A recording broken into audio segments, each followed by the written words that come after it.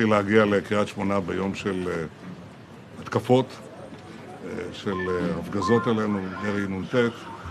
אני מאוד מאוד מעריך את השירות שאתם עושים כאן, אתם וחבריכם, כדי להגן על גבולנו הצפוני, וגם כדי לשלוח מסר לחיזבאללה. חיזבאללה טעה בנו בגדול ב-2006, הוא טועה בנו בגדול גם עכשיו. הוא חשב שאנחנו קוראים עכביש, פתאום הוא רואה איזה עכביש, הוא רואה כאן עוצמה אדירה, התלכדות של עם, נחישות לעשות כל מה שצריך כדי להחזיר את הביטחון לצפון, ואני אומר לכם, זו המדיניות שלי.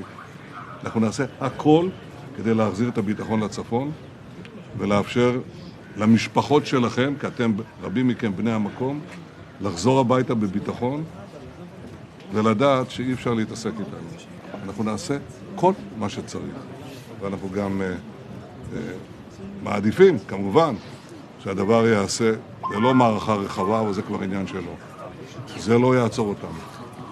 אנחנו נתנו לו דוגמה מה קורה לחברים שלו בדרום, וזה מה שיקרה פה בצפון.